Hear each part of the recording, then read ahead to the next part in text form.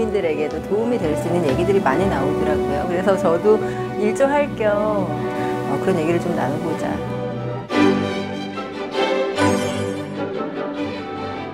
저희가 다뤄야 될 사안에 대한 진심으로 어떤 이야기를 소통하고 고민해보고 시청자 입장에서의 얘기들이 좀 더 이야기 쉽게 나올 수도 있어요.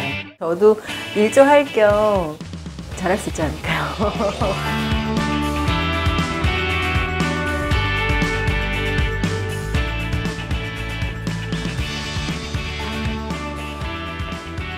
안녕하세요. YTN 국민신문고 1일 MC를 맡게 된 발레리나 김주원입니다. 춤이란 몸으로 표현하는 열정의 언어입니다. 하지만 오늘은 춤 대신 말로 제 생각과 마음속 열정을 모두 보여드릴 수 있도록 최선을 다하겠습니다. 그럼 YTN 국민신문고 지금 시작하겠습니다.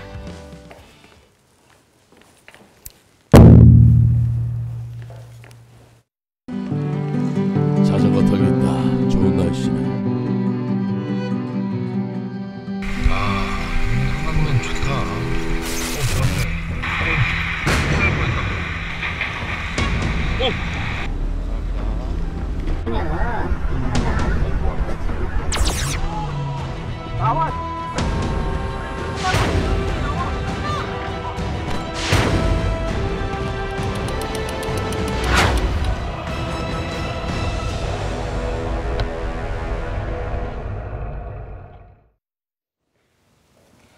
국민신문고는 시청자 여러분의 참여로 만들어집니다.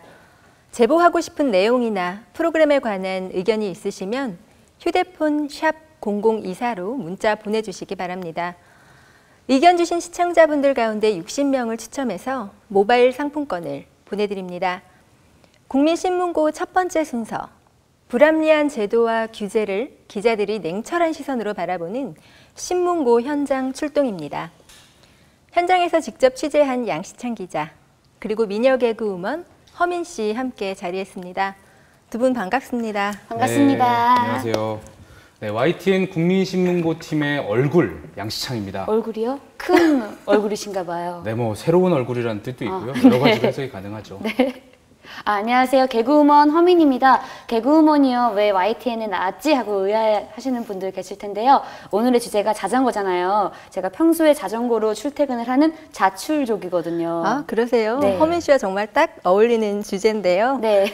그리고 양시창 기자는 국민신문고에서 1등 기자로 불리신다는데 오늘 두 분과 함께하는 방송 기대가 큽니다. 네.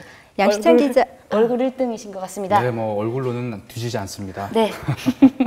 양시창 기자, 오늘 주제에 대한 설명해 주시죠. 네, 요즘 자전거 타는 분들 참 많으시잖아요. 그런데 이 자전거 때문에 인생이 바뀌어버린 한 남성이 있습니다. 이 남성의 이야기 먼저 들어보시죠. 행복한 결혼을 꿈꾸고 있던 31살의 회사원 박모 씨. 하지만 지난 6월 평화로웠던 그의 일상은 하루아침에 지옥으로 변해버렸습니다. 정말 억울하죠. 이게 왜 제가 또 가해자로 몰려야 되는 건지, 결혼도 어떻게 될지 모르겠어요. 대체 그에겐 무슨 일이 있었던 걸까요? 평소 취미로 자전거를 즐겨 타던 박 씨. 그날도 퇴근 후 자전거를 가지고 집을 나섰습니다. 자전거 도로를 따라 시원한 강바람을 즐긴 것도 잠시. 충격적인 사고가 박 씨에게 벌어졌습니다. 반대편 차선에서 인라인 타시던 분이 갑자기 예견치 못하게 저쪽으로 중앙선을 넘어서 충돌이 된 거죠. 이렇게 넘어올 거라는 생각 절대 못했죠. 저도 정신을 잃고 나서 일어나 보니까 낙하돼 있더라고요. 척추 압박골절이라는 전치 12주의 중상을 입은 박 씨. 하지만 그의 앞에는 더욱 무서운 현실이 기다리고 있었습니다. 박 씨와 부딪힌 인라인 스케이터 B 씨가 머리를 다쳐 숨지면서 박 씨가 가해자가 되었기 때문입니다. 자전거는 차로, 인라인 스케이트는 보행자로 규정하고 있는 도로교통법이 그 근거입니다. 하천 내에 있는 자전거 도로 같은 경우도 일반 교통법 도로에 해당한다고 봐서 똑같이 차에 해당한다고 보는 거죠. 차대 사람의 보행자냐, 그걸 기준으로 먼저 보고요. 경찰도 인라인 스케이터가 중앙선을 침범해 일어난 사고라는 것을 인정했지만 달라진 것은 아무것도 없습니다. 졸지에 형사처분까지 눈앞에 둔 박 씨. 억울함은 말로 다 할 수 없습니다. 저의 위치 표시도 확실히 했었습니다, 그때. 물론 그분이 돌아가신 건 안타깝지만 이 상황에 대해서 좀 많이 억울하더라고요. 예, 법적으로나 석 달이 넘도록 사고 해결에 매달리고 있지만 그의 앞길은 여전히 막막하기만 합니다. 지금 같은 경우는 이제 금전적인 좀 문제가 많습니다. 이제 합의를 봐야 되는 입장인데도 지금 저 같은 경우도 이제 취업한 지가 1년 조금 넘었는데 결혼도 내년에 이제 어느 정도 생각하고 있었는데 어떻게 될지 모르겠어요.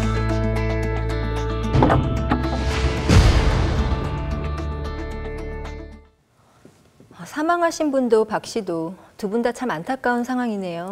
네, 결혼까지 어떻게 될지 모른다고 하는데 어떻게든 잘 해결됐으면 좋겠습니다. 그런데요, 자전거 운전자들에게 법이 너무 불리한 거 아닌가요? 네, 앞서 말씀드렸다시피 현행 도로교통법상 자전거는 엄연한 차로 분류되어 있습니다. 이 말은 자전거 운전자에게는 자동차 운전자와 동일한 책임이 뒤따른다는 말과 같습니다. 실은 제가 자전거를 못 타는데요. 한번 배워볼까 생각했는데 이 VCR을 보고 나니까 정말 탈 엄두가 안 나는데요. 실제로 자전거 사고가 정말 많이 늘고 있는 거죠. 네, 매년 가파르게 늘고 있습니다. 지난해죠. 2014년 한 해 동안 전국에서 발생한 자전거 교통사고는 17,000여 건에 넘습니다. 2010년에 비해 5년 만에 34.5%가 늘어난 겁니다. 특히 자전거가 사람을 치어 피해를 주는 사고는 5년 동안 2배 이상 급증했습니다. 또 지난 5년 동안 자전거 교통사고로 숨진 사람은 1,440명, 부상자는 7만 명에 육박했습니다. 생각보다 사고도 작고 인명피해도 많네요. 그럼 조금 전 본 박 씨 같은 사례가 형사처벌을 받게 되는 분도 많다는 얘기 아닌가요? 네, 그렇습니다. 그래서 전문가들도 자전거의 경우 일정 부분 대인 배상이 가능한 보험에 들면 형사처벌을 면해주는 정책이 필요하다고 지적하고 있습니다. 근데 제가 여기 나오면 꼭 물어보고 싶던 게 있었거든요. 제가 같이 여기 나올 때 친구가 자전거를 같이 타는데 술을 마시고 자전거를 타도 괜찮다는 거예요. 근데 이거 양 기자님 진짜예요?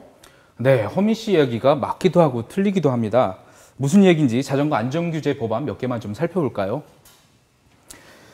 네, 먼저 자전거 음주운전은 법에서 명백하게 금지되어 있습니다. 또 13세 미만 어린이는 안전모를 착용하도록 하고 있습니다.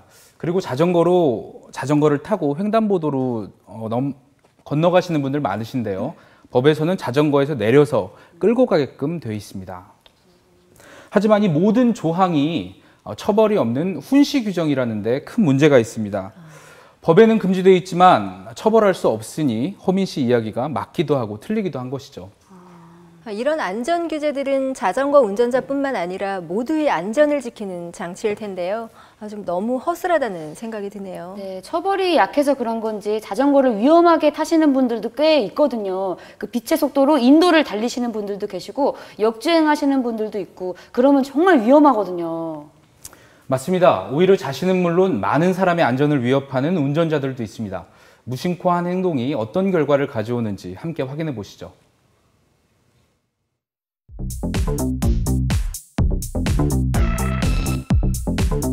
단순한 취미를 넘어 우리의 생활로 들어온 자전거. 하지만 늘어난 자전거와 함께 증가한 것도 있습니다. 바로 자전거 민폐족. 차로 2개를 차지한 수백 대의 자전거들. 자전거가 일반 차도에서 무리지어 주행하는 집단 드라이빙, 일명 떼빙입니다. 목숨을 내놓은 게 아닐까 의심되는 아찔한 역주행까지. 아니 자전거를 그렇게 타고 오시면 어떡해요? 결국은 사고로 이어지는 경우도 부지기수입니다. 많이 위협적이죠. 그리고 도로도 무단횡단도 많이 하고. 그냥 가로질러요. 중앙선을 휙 지나가 버리니까 갑자기 깜짝깜짝 놀랄 때도 있고요. 이제 같이 주행하게 되면 되게 무서운 거죠. 우리도 무섭고 걔네들은 뭐 모르겠지만. 급증하고 있는 자전거족. 하지만 그에 비해 안전의식은 한참 부족한 상황인데요. 최근 가장 문제가 되고 있는 것 중 하나.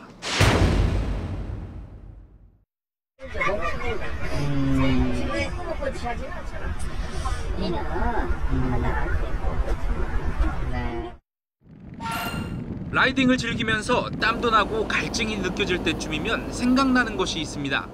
바로 시원한 맥주 한 잔. 단체 라이딩 중 술은 이제 공공연한 코스가 돼버렸습니다. 하지만 규정대로라면 맥주 한 캔도 엄연한 음주입니다. 아, 자전거 하시는 분들이? 안 파는 집에서도 음식 같은 데도 하고 있었어요. 경기대로 갔으니까 한잔 하자가지고 자전거 타고 왔으니까 더우니까 막 거리 한잔 하시고 이러고 거기서 드시고 자전거 한 잔 더 먹게 안주한다고 막 달라고 그러시고 그래도 바퀴가 위험하죠. 그렇다면 과연 음주는 자전거 운전에 얼마나 큰 영향을 미칠까요? 라이딩 경력 8년의 베테랑과 함께 실험해보기로 했습니다. 자전거 도로 규정 폭인 120cm에 맞춰 직선과 곡선 코스를 설치. 정상 상태와 혈중 알코올 농도 0.1%의 효과를 내는 안경을 썼을 때의 주행을 비교해봤습니다. 누워서 떡 먹기보다 쉬운 직선 코스. 그렇다면 음주 체험 안경을 쓰면 어떨까요? 약간 힘들 뿐이고 이렇게 조심조심해서 타면 갈 수도 있지 않을까 그런 생각이 들긴 드는데. 드디어 밟은 페달. 결과는 실패. 2차도 역시 실패. 이번엔 간신히 출발은 성공했는데요. 이거 진짜 솔직히 뉴스에서 적당히 연출인 줄 알았어요. 일부러 못하는 거. 빨리 일단 꺼내세요. 빨리. 주행 시간은 거의 2배가 더 걸렸습니다. 이번엔 정상 상태에서의 곡선 코스 주행. 역시나 부드러운 코너링으로 통과. 하지만 음주 안경을 쓰면 상황이 180도 달라집니다.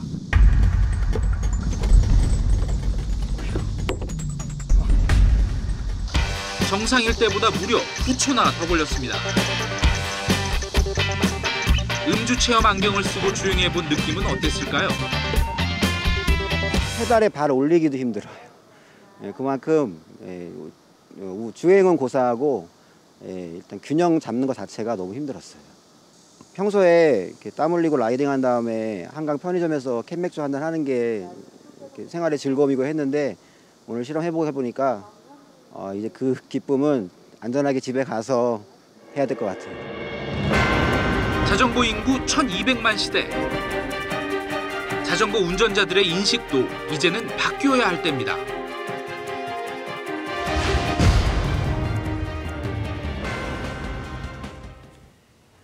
술이 술을 부른다는 말이 있죠. 자동차도 자전거도 음주운전은 절대 금물입니다. 네, 맞아요. 시골에서도요, 가끔 약주하시고 자전거 타는 어르신들도 계시는데, 그러면은, 안 돼요! 다쳐요! 그치요? 아, 맞습니다. 그치요? 예, 그추. 네. 양 기자님, 자동차 음주운전은 확실한 처벌 규정이 있잖아요. 네. 근데 자전거 음주운전도 제대로 된 관련법이 필요하지 않을까요? 네, 말씀하신 대로 필요성이 제기되고 있습니다. 사실 자전거 음주 규제 법안은 국회에 발의된 지 벌써 3년이 넘었지만 아직도 통과되지 못하고 있는데요. 이 법을 가장 먼저 발의한 새누리당 주영순 의원의 이야기를 잠시 들어보시죠. 음주 제재에 대한 필요성은 공감하지만은 아직 사회적 공감대가 형성되지 않았다는 이유로 적극적인 법안 검토가 되지 못하고 있습니다. 하지만 자전거도 도로교통법상 차에 해당되거든요. 자동차를 운전할 수 없는 알코올 수치라면 자전거 또한 마찬가지라고 봅니다. 방법론적인 측면에서 조정될 여지는 있겠습니다만 음주운전에 대한 제재는 있어야 한다고 생각합니다. 네, 그럼 여기서 시청자 여러분은 어떻게 생각하고 있는지 알아보겠습니다. 시청자센터의 안보라 앵커 나와주시죠. 네, 국민신문고 시청자센터입니다. 샵 0024번 100원의 유료 문자로 시청자 여러분의 소중한 의견 듣고 있습니다. 자전거를 즐겨 타는 분들이 많은 만큼 참 여러 가지 의견들을 보내주고 계신데요. 보내주신 문자 중에서 제가 몇 개만 골라서 살펴보겠습니다. 네, 문자 보여주세요. 네, 끝번호 9917님, 도로 위에서 역주행하는 어르신들 때문에 운전하다 깜짝 놀랄 때가 한두 번이 아니다. 큰 사고로 이어질까 걱정하셨는데 역주행 안 돼요. 네, 끝번호 8284번님입니다. 자출족, 자전거 출퇴근 중인데요. 자전거도 자동차도 서로 배려하면 얼마든지 안전하게 이용할 수 있다. 이렇게 배려를 강조한 시청자분도 계셨습니다. 또 다른 문자 하나 더 살펴볼게요. 끝번호 3052번님입니다. 자전거 음주 처벌이 없다니 정말 충격이다. 하루빨리 강력한 법안을 마련해야 한다는 목소리 전해주셨고요. 끝번호 1491번님입니다. 한강에서 자전거 타는 걸 좋아하는데 굳이 자전거 도로에서 걸어다니는 분들이 있다. 정말 위험한 행동이다. 이 위험한 행동을 자제해달라는 의견도 보내주셨습니다. YTN 국민신문고 생방송으로 진행되고 있습니다. 문자 의견 계속해서 받고 있고요. 화면 아래로도 보내드리고 있습니다. 샵 0024번 100원의 유료 문자입니다. 자, 국민신문고는 자전거 안전 규제와 관련해서 국민들의 생각을 듣기 위해서 설문조사를 진행했습니다. 제가 계속해서 가상 스튜디오로 이동해서 500인의 의견 전해드릴게요. 잠깐만요.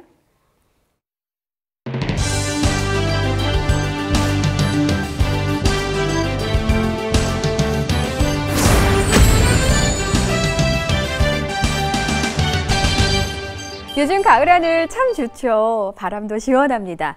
자전거를 타면서 가을을 달리는 기분, 생각만 해도 기분이 좋습니다. 그런데 마냥 즐길 수만은 없는 게 사고가 종종 일어나거든요. 자전거를 안전하게 탈 수 있는 방법, 국민들의 목소리를 들었습니다. 지난 3일 전국 19세 이상 남녀 500명을 대상으로 전화로 물었고요. 신뢰 수준은 95%에 표본 오차는 플러스 마이너스 4.4%포인트입니다. 먼저 술 한잔 드시고 자전거를 타시는 분들에 대한 질문입니다.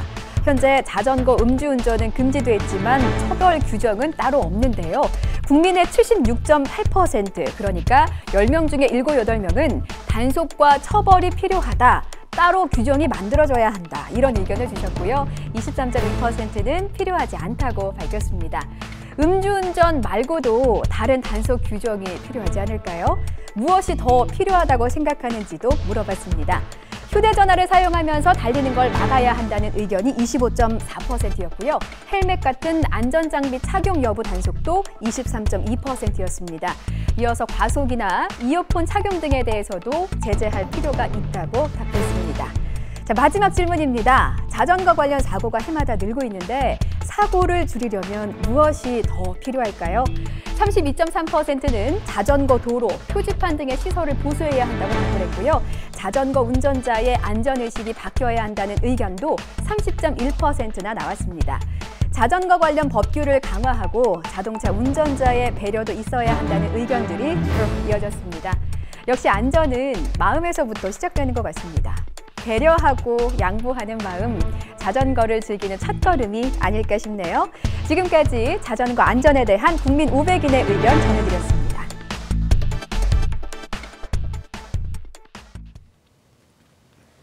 자전거 법안을 조금 더 확실하게 하자는 의견이 눈에 들어옵니다.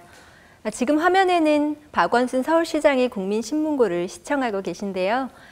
이 문제를 어떻게 해결할지 잠시 후 박원순 서울시장을 중계차로 연결해서 자세한 이야기를 나누도록 하겠습니다. 그럼 이번엔 직접 시청자와 전화 연결을 통해 의견을 들어보겠습니다. 지금 연결이 돼 있나요? 여보세요? 여보세요? 네, 안녕하세요. 어디 사는 네, 누구신지 소개 부탁드립니다. 네, 안녕하세요. 저는 성북구 종암동에 살고 있는 김성주라고 합니다. 네, 반갑습니다. 예. 자전거를 자주 얼마나 타시나요? 예, 저는 자전거로 출퇴근을 하고 있고요. 네. 출퇴근 포함 또 주말 동호회 모임이나 해서 주말 매주 한 100km에서 200km 정도 타고 있습니다. 네, 그렇군요. 자전거를 타면서 가장 불편한 점이 뭔가요? 예, 시설이나 도로 쪽 문제도 있지만 거의 도로 주행을 하다 보면은 이제 운전자들하고 이제 붙으면서 발생하는 문제들인데 네. 운전자들이 대부분이 한강 자전거 도로에서나 자전거를 타지 왜 도로에서 자전거를 타느냐 하면서 욕설을 하시는 분들도 있고 경적이나 아니면 위협 운전을 하는 경우가 많아요. 네, 네. 그래서 저희 입장에서는 어차피 도로를 같이 서로 배려하고 존중하면서 같이 공유하는 차원에서 자전거를 좀 안정적으로 탔으면 하는 그런 바람을 좀 하고 있고요. 그걸 좀 널리 홍보해서 편안하게 안전하게 탈 수 있는 상황이 좀 됐으면 좋겠습니다. 네, 알겠습니다. 좋은 의견 전해주셔서 감사합니다. 네, 감사합니다. 감사합니다. 허민 씨도 자출족이시잖아요. 네. 한 말씀 해주시죠. 저도 뭐 적게는 일주일에 2번, 많게는 4-5번 여의도로 자전거 출근을 하고 있는데요. 출근하다 보면은 그 슬리퍼를 착용하고 막 자전거를 타시는 분들도 간혹 있고, 또 이어폰을 꽂고 큰 소리로 음악을 들으면서 자전거를 타시는 분들이 있더라고요. 그런 분들이 정말 많은데 자전거도 하나의 교통수단이라는 의식이 더 생겨야 할 것 같아요. 근데 또 궁금한 게 또 하나 있거든요. 한국은 이런데 또 유럽은 자전거 문화가 굉장히 좋다는 이야기를 많이 들었거든요. 맞나요? 네, 그렇습니다. 친환경 대안교통수단으로 체계적인 자전거 정책을 펼치는 독일의 사례를 소개해드리겠습니다. 딱 봐도 위태로워 보이는 자전거 운전자.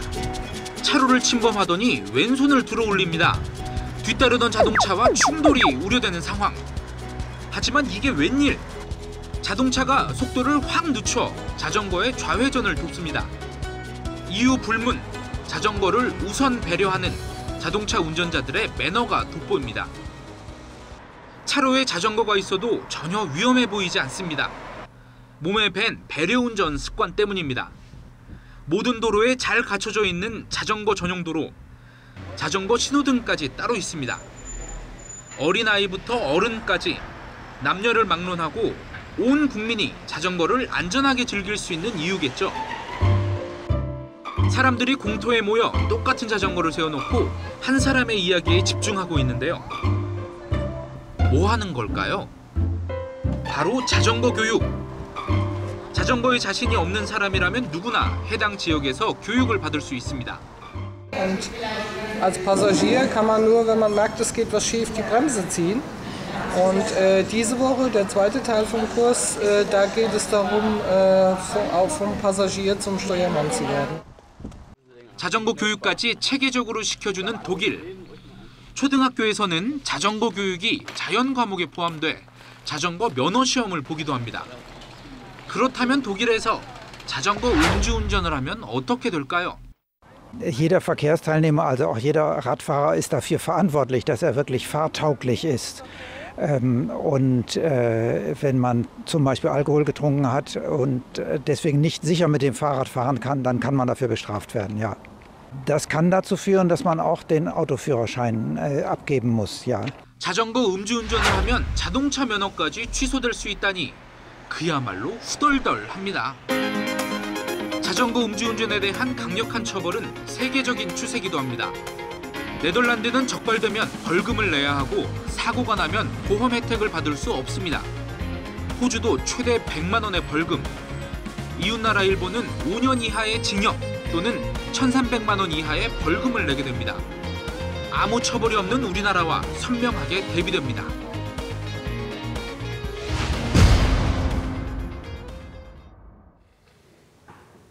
독일은 자전거 음주운전하면 자동차 면허까지 취소를 하네요.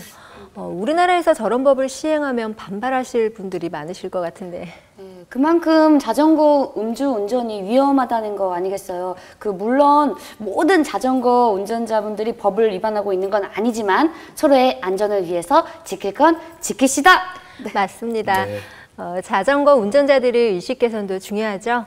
그런데 안전하게 즐길 수 있는 환경이 우선 마련돼야 하지 않을까요? 예, 그렇습니다. 갑자기 늘어난 자전거 이용 인구에 비해 자전거 도로나 시설들은 아직 제대로 갖춰지지 않은 곳이 많습니다. 아까 시청자분께서 문자로 자전거 도로에서 걸으면 안 되냐는 문자를 주셨는데요. 우리나라는 자전거 전용 도로와 자전거 보행자 겸용 도로가 있는데 그 두 개를 잘 구분하셔서 자전거 전용 도로에서는 인도로 주행하면 안 되겠습니다. 하지만 무엇보다도 이런 자전거 도로 시설이 제대로 갖춰져야겠죠. 맞아요. 저도 환경을 생각하고 건강을 생각해서 자전거를 이용하려고 해도 자전거 도로가 없는 곳이면은 차도로 가야 할지 인도로 가야 할지 정말 헷갈리거든요. 네, 허민 씨처럼 자전거로 출퇴근하는 분들은 매번 느끼는 고충일 텐데요. YTN 데이터 저널리즘 팀이 자전거 사고를 조심해야 할 시기와 장소를 빅데이터로 분석했다고 합니다. 가상 스튜디오의 한동우 기자 나와주시죠.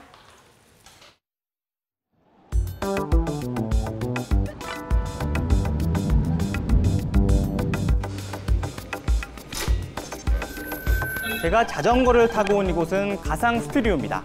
이곳에서 YTN 데이터 저널리즘 팀이 분석한 데이터 지도를 한번 살펴보겠습니다. 최근 3년 동안 자전거 사고가 2번 이상 났었던 8,500여 곳을 표시한 건데요. 보시는 것처럼 대도시 주변으로 빨간 점이 몰려 있습니다. 서울을 한번 자세히 들여다볼까요? 보시는 것처럼 도심을 빼고는 대부분 지역이 붉은 점으로 표시되어 있습니다. 바로 자전거 사고가 많이 났던 구역인데요. 자전거 도로가 많은 동네와 거의 일치합니다. 한번 확대해 볼까요? 네, 서울 동대문구청 부근입니다. 이렇게 크고 작은 교통사고는 주로 교차로 부근에 몰려 있습니다. 자전거 도로가 자동차 도로와 만나는 곳인데요. 사고 다발 구역에서 일어난 사고 가운데 60%는 이렇게 교차로 부근에서 일어났습니다. 그렇다면 어느 교차로에서 사고가 가장 많이 났을까요? 자전거 사고가 자주 발생한 마을교차로 10곳을 뽑아봤는데요.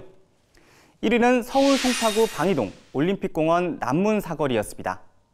3년 동안 모두 15번 사고가 났는데 피해자가 크게 다친 사고만 9번이나 됩니다.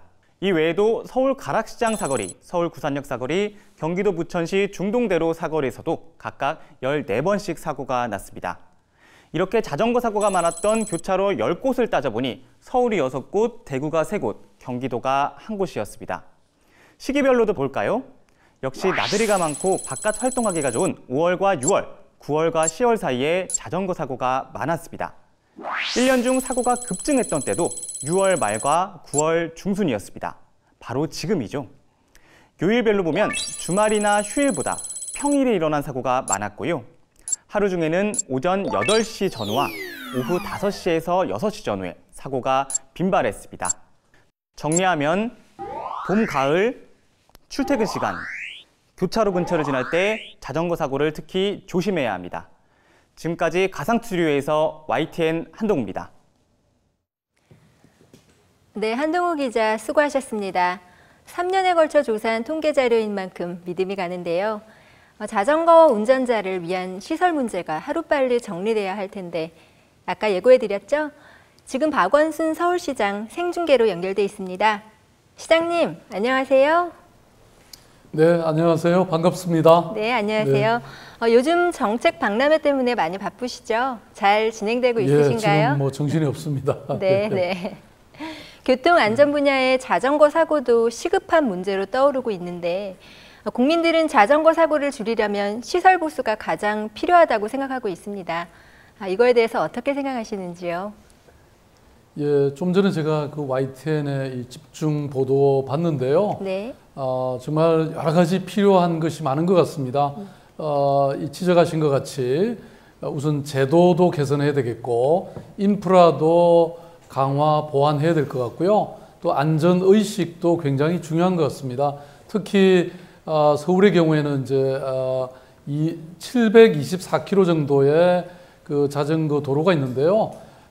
이게 제대로 그 안전하게 관리 유지되고 못하고 있는 게 사실인 것 같습니다. 좀 전에 지적하신 그 교차로 부근에는 이 자전거와 또 자동차가 만나는데 그런 뭐 표지라든지 또 인식을 충분히 할 수 있는 이런 게 부족하다든지 여러 가지 문제가 있는 것 같습니다. 이번 YTN 보도로 저희들이 많이 개선해야 될 것 같습니다. 감사합니다. 저희가 자전거 도로 관련 시설을 직접 취재해 봤는데요. 그 영상 시장님과 함께 보고 계속 얘기 이어가겠습니다. 시장님, 잠시 후에 다시 뵙겠습니다. 계속 국민신문고 시청해 주세요. 예, 감사합니다. 이번에는 자전거를 타고 출퇴근을 하는 직장인 한 분을 양시창 기자가 직접 따라 나서 봤다고 하는데요. 그 험난한 자출족 체험기, 지금부터 함께 보시죠. 위험하거나 그러지 않을까요? 어떻게? 특별히 위험하지 않아요. 열심히 해보겠습니다. 화이팅! 남양주시 가운동에서 서울 송파구 문정동까지 20여 킬로미터를 10년째 자전거로 출근하는 신영찬 씨를 따라 자출족 체험에 나섰습니다. 이른 아침 강을 따라 페달을 밟는 기분이 제법 상쾌했는데요. 의외로 자전거 길도 잘 닦여 있었습니다. 하지만 서울과 경기도의 경계에 다다르자 자전거 도로와 인도표 시선이 갑자기 사라집니다. 여기는 라인이 없네요. 저희 오른쪽으로 가야 되는 거 아니에요? 네. 네네네. 그걸 왜 거꾸로 해놨지? 서울시와 경기도의 자전거 도로와 인도 위치가 반대로 돼 있어 연결 구간은 표시선을 그릴 수 없었던 겁니다. 각 지자체가 자전거 도로를 따로 만들다 보니 나타난 현상입니다. 안내 표지판이라도 있어야 사고를 막을 수 있을 텐데요. 자전거 도로를 벗어나 잠실대교로 빠지면서 본격적인 고난의 길로 들어섭니다. 쌩쌩 속도를 내는 자동차를 피해 길을 건너는 것조차 쉽지 않습니다.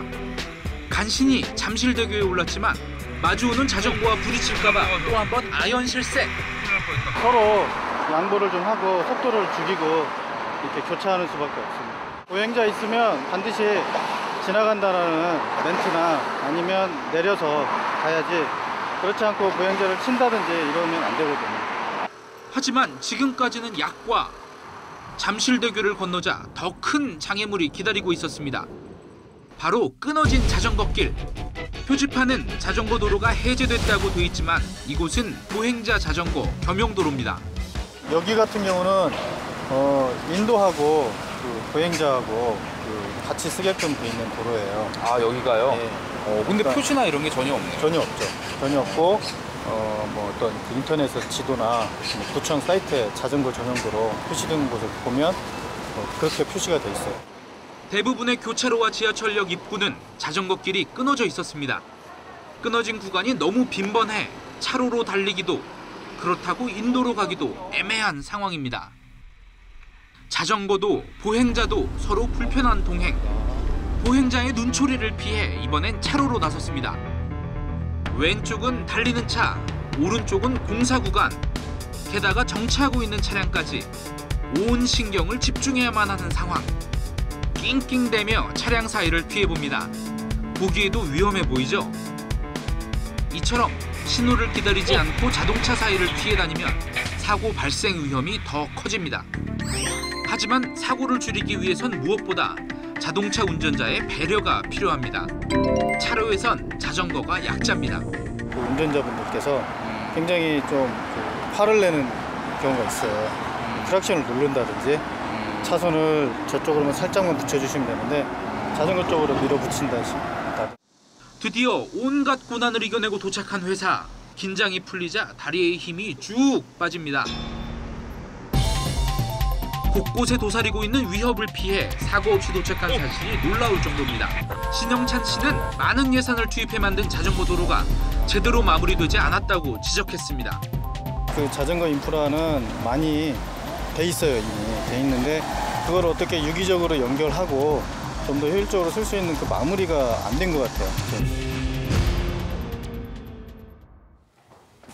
양 기자님의 좌측 쪽 체험기 잘 봤습니다. 고생 정말 많이 하셨네요. 네. 살도 좀 많이 빠지신 것 같은데요. 네, 한 일주일 만에 다시 돌아왔습니다. 왜 얼굴 1등인지 알겠더라고요. 네. 이 바이크 헬멧을 쓰니까 얼굴이 정말 네. YTN 1등 기자다웠습니다. 역시 예리하십니다. 네. 네, 확실히 저도 오랜만에 운동을 하니까 참 힘이 들긴 했지만 그 상쾌함이 너무 좋았습니다. 네. 그래서 자전거를 더 계속 타고 싶다는 생각도 들었는데요. 그래서 더 자전거 도로가 잘 갖춰졌으면 하는 생각이 들더라고요. 전 진짜 양 기자님의 체험기를 정말 100배 공감하면서 봤거든요. 저도 자전거 도로 많이 끊어져 있고 그래서 자동차들한테 부딪힐 뻔한 적도 있고 막 사고가 날 뻔한 적이 있었거든요. 그래서 약간 여기서 궁금한 게 있는데요. 시장님께 한번 여쭤보도록 할게요. 시장님 안녕하세요. 시장님 네. 사랑합니다. 저 서울 시민이에요. 네. 아이, 그러시군요. 네, 반갑습니다. 네, 미소가 아름다우십니다. 시장님, 저도 자출족이거든요. 근데 매일 그러시군요. 네, 저도 여의도로 매일 출근을 하고 있는데 매일 출근할 때 약간 무섭거든요. 자전거 타고 갈 때요. 네. 특히 교차로는 정말 더 위험한데 이거 어떻게 해결할 방법이 좀 없을까요?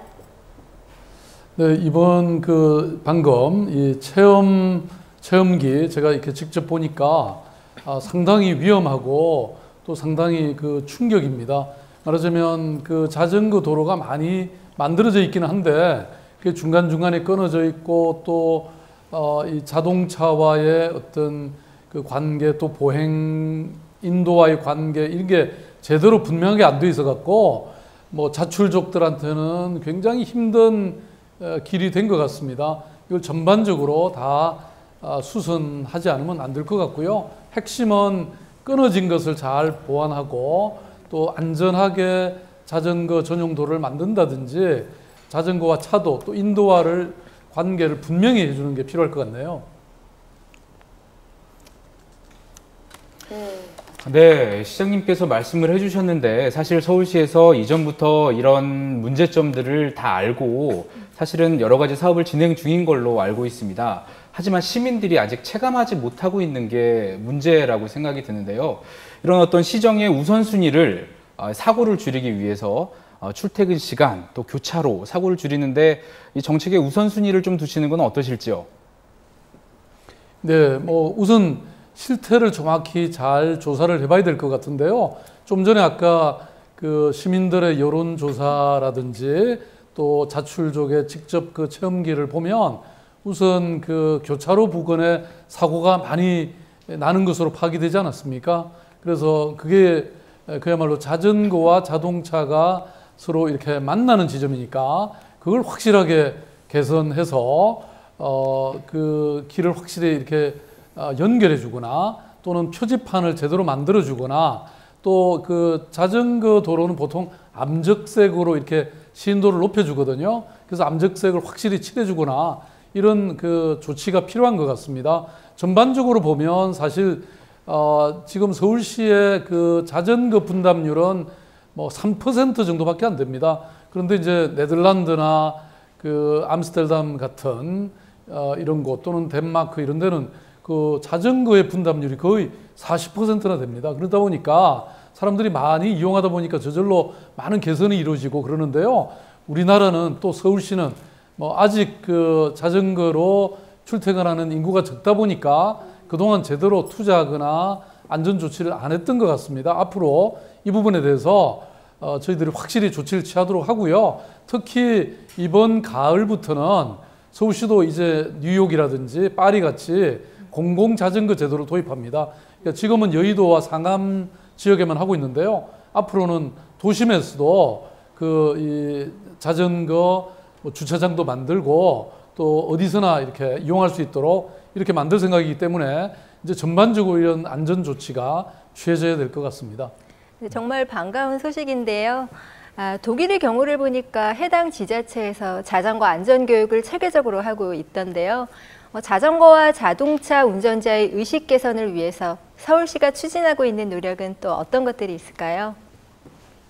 예, 우선 말씀하신 것 같이 자전거를 운전하는 사람 자신도 안전에 대한 의식이 확실히 있어야 될 것 같고요. 그래서 지금까지는 서울시가 그 뭐 안전 체험장이라든지 또 어릴 때부터 이런 의식이 중요하기 때문에 어린이들에게 자전거 안전 운전 인증증을 이렇게 수여한다든지 또 뭐 버스라든지 자동차에 운전자들도 굉장히 중요하지 않습니까?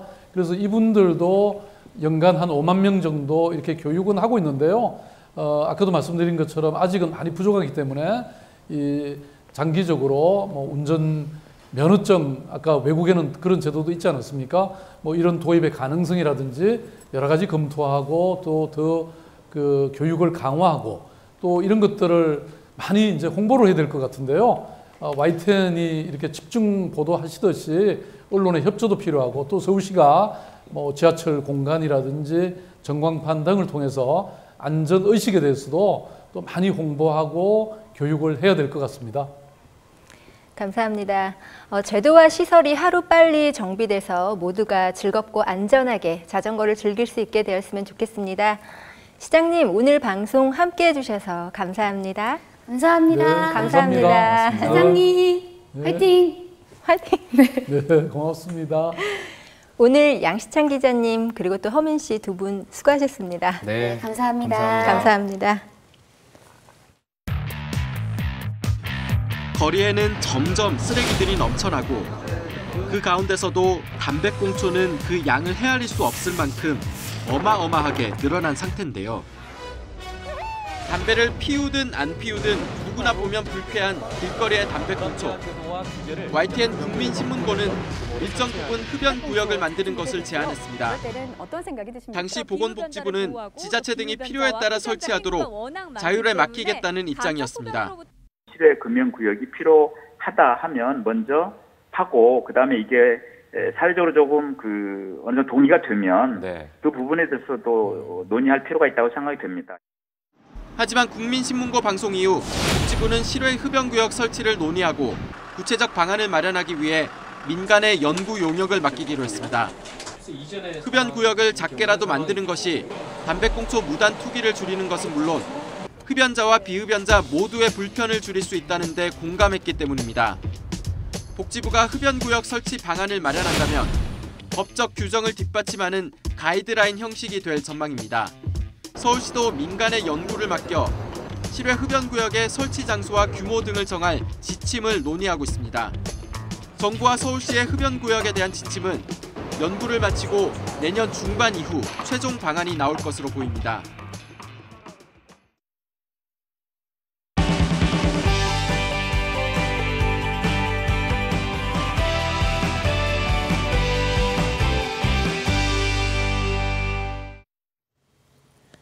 이번 순서는 국민들의 목소리를 더욱 생생하게 전하는 찾아가는 신문고 시간입니다. 화면으로 만나보시죠. 안녕하십니까. 저는 용산구 원효로에 거주하고 있는 거주민입니다. 이렇게 많은 유선방송 케이블 및 인터넷 방송용 케이블이 거미줄처럼 얽혀져 있습니다. 자칫 사고로도 이어질 만큼 뒤엉켜버린 케이블선. 정리가 시급해 보이는데요. 지방자치단체 또는 관련 케이블 방송사 및 유선통신 방송사에 불만을 여러 번 제기도 해보았습니다. 여러 번의 민원 및 하소연에도 불구하고 아무런 연락을 받지 못하고 있습니다.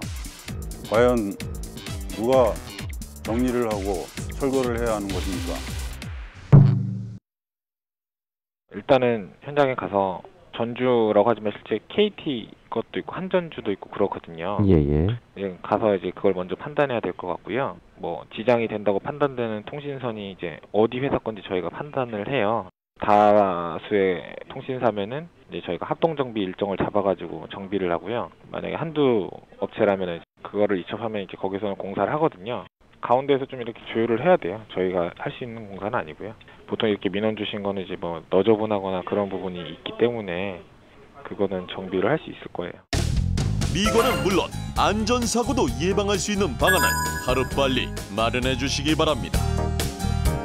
국민의 불편함이 해소되는 그날까지 찾아가는 신문고는 계속됩니다.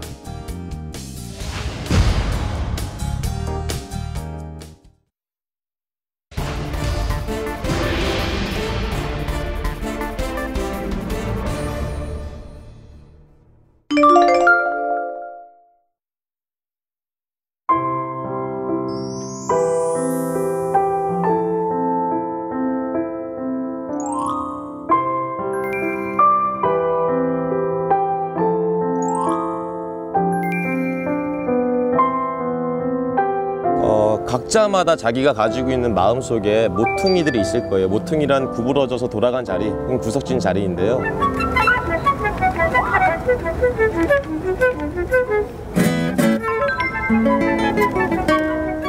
모퉁이 음악회는 다양한 예술가들이 자연스럽게 많은 사람들과 만나서 자신들의 감성을 소통하는 소란스럽지 않고 소소한 어떤 문화적 운동이라고 생각하시면 됩니다.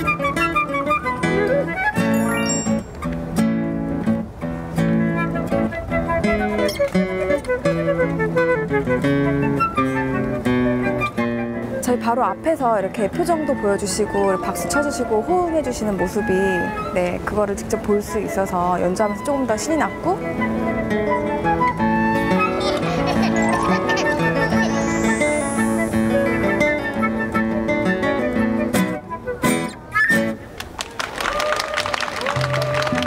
가끔씩 명동성당 안에 있는 그 공간 안에서 들리는 음악이 또 다른 주말의 의미를 주는 것 같아서 너무 좋았던 것 같습니다.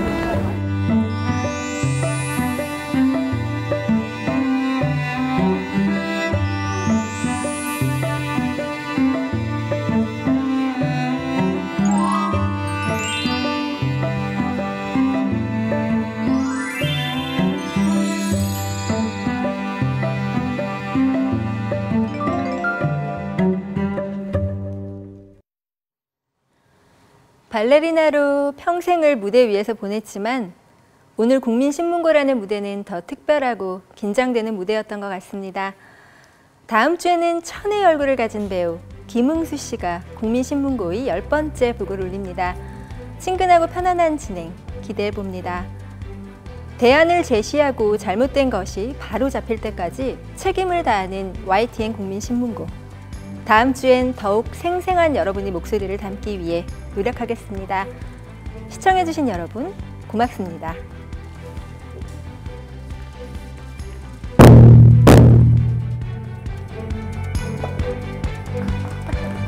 감사합니다. 감사합니다. 감사합니다. 감사합니다. 감사합니다.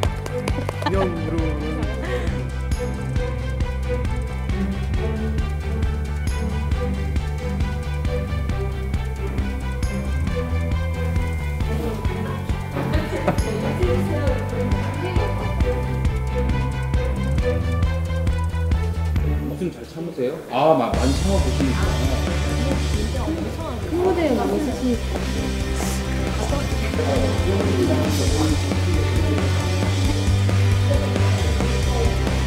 말도 안 되는 소리